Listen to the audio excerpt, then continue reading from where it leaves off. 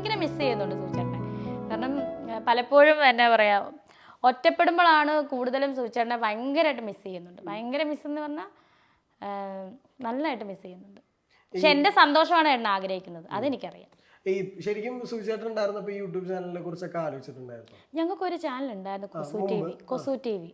അതിപ്പം ഇല്ല, കാരണം അത് 4 വെബ് സീരീസോളം ചെയ്തിട്ടുണ്ട്. നല്ല രീതിയിൽ ചെയ്തായിരുന്നു, നല്ല പൈസ മുടക്കി തന്നെ ചെയ്തതാണ്. അപ്പം അതിൽ 4 എണ്ണത്തിനകത്ത് ഞാൻ ചേട്ടൻ്റെ കൂടെ അഭിനയിച്ചത് വൈഫായിട്ട് തന്നെ.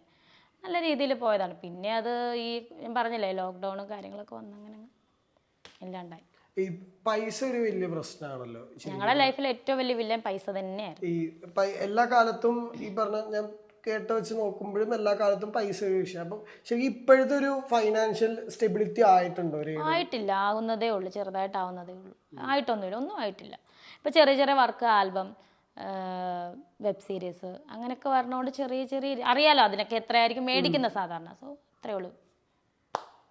ഇങ്ങനെ ഇത് തന്നെയാണ് മുമ്പോട്ട് പോകാനുള്ള കാരണം? ഇപ്പൊ ജോലിയേക്കാൾ കൂടുതൽ എനിക്ക് ജോലി ആയിട്ടില്ലല്ലോ. സർക്കാർ ജോലി പറഞ്ഞിട്ടേ ഉള്ളായിരുന്നു. അത് എംപ്ലോയ്മെന്റ് വഴിയാണ് ചെയ്യണത്. അത് ചെയ്തുകൊണ്ടിരിക്കുന്നു. ഒന്നും ആയിട്ടില്ല അതിനെപ്പറ്റി. അപ്പം കിട്ടണത് ഞാൻ അങ്ങോട്ട് കയറി എന്നെ അഭിനയിപ്പിക്കോ, എനിക്ക് ഒരു വർഷം അങ്ങനെ ഞാൻ ചോദിച്ചിട്ടുമില്ല. ഇങ്ങോട്ട് എന്ത് വരുന്നോ അത് നമ്മൾ ചെയ്യും. നമുക്ക് ഇണങ്ങുന്ന രീതിയിലാണെങ്കിൽ നമ്മൾ അത് ചെയ്യും. അഭിനയം. എത്ര ആൽബം വേണ്ടെന്ന് പറഞ്ഞിട്ടുണ്ട്? ഒന്നും പറഞ്ഞിട്ടില്ല, വന്നതെല്ലാം ചെയ്തിട്ടുണ്ട്, ചെയ്യുന്നുണ്ട്.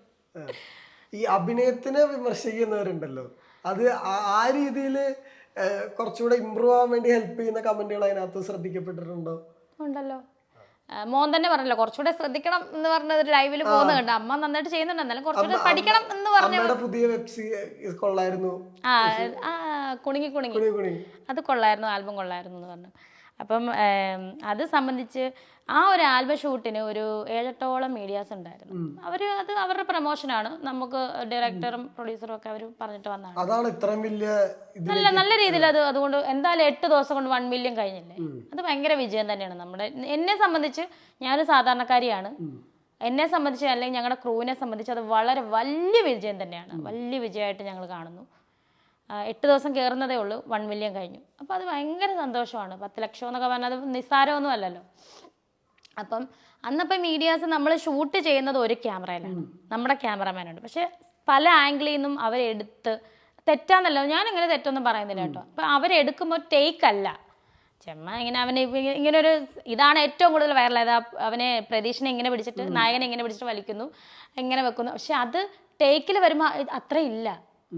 ഇത് ടേക്ക് അല്ലല്ലോ എടുക്കണം, അവരെടുക്കുന്ന വേറെ ഇത്. അപ്പം അത് പുറത്ത് വിട്ടപ്പോൾ തന്നെ വേറെ പാട്ട്, ഇവക്ക് ഇതേ ഉള്ള പരിപാടി, ഇവളെന്നാ കാണിക്കുന്നത്, അവളങ്ങനെയാണ് ഇങ്ങനെയാണ്, അവളുടെ മോന്ത കണ്ടാച്ചാൽ മതി, അവൾ എന്നെ അഭിനയിക്കുന്നത് പിടികിട്ടി. പക്ഷെ ആൽബം ഇറങ്ങിയപ്പം എനിക്ക് തോന്നുന്നു എല്ലാവരും ഒരുപാട് പേര് പറഞ്ഞു, അയ്യോ അത് റീല് സത്യം. ശൈലജ ചേച്ചി എന്ന് പറഞ്ഞ ചേച്ചിയുണ്ട്, ചേച്ചി എനിക്ക് കഴിഞ്ഞ ദിവസം മെസ്സേജ് അയച്ചു, ആൽബത്തിന് മുന്നേ കണ്ടപ്പോൾ എൻ്റെ രേണുവും ഞങ്ങൾ എന്തുവാ ഇത് ഒന്നും, പക്ഷെ ആൽബം കണ്ടപ്പോൾ ഇതാണ്, ഇത്രേ ഉള്ളായിരുന്നോ, നീ നന്നായിട്ട് ചെയ്തിട്ടുണ്ട്, അഭിനയിച്ചിട്ടുണ്ടെന്ന് പറഞ്ഞു. അതാണ് 2 വ്യത്യാസം. പിന്നെ അന്ന് പറഞ്ഞ് ഞാൻ അഭിനയത്തിൽ സിംഹമോ പുലിയോ ഒന്നുമല്ല, ഞാൻ തുടങ്ങിയതേ ഉള്ളൂ. ഇനി ഒരുപാട് പഠിക്കാൻ കിടക്കുന്നു, പഠിച്ചുകൊണ്ടിരിക്കുന്നു.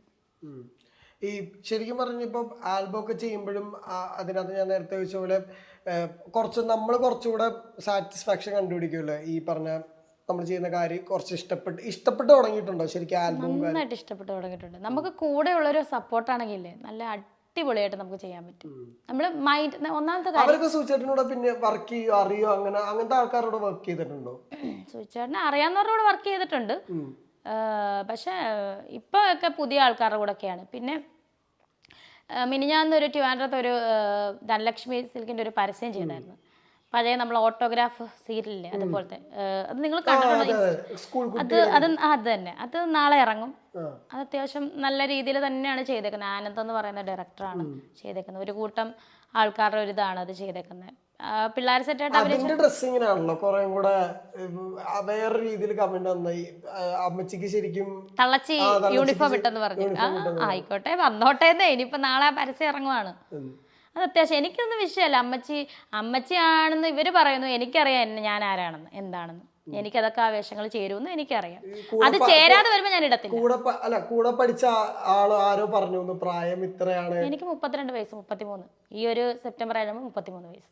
അത് ഞാൻ എവിടെയും പറയും എനിക്ക് ഏജ് അത്രയാണ്, ഞാൻ കുറയ്ക്കുന്നുമില്ല കൂട്ടുന്നു. സൂചേട്ടനായിട്ട് അപ്പൊ എത്ര വയസ്സിന്റെ വ്യത്യാസം ഉണ്ടായിരുന്നു? ഞാൻ ജനിച്ച വർഷം ഏട്ടൻ SSLC എഴുതുവാണ്. സോ അറിയാലോ എത്ര വയസ്സ്. SSLC 15.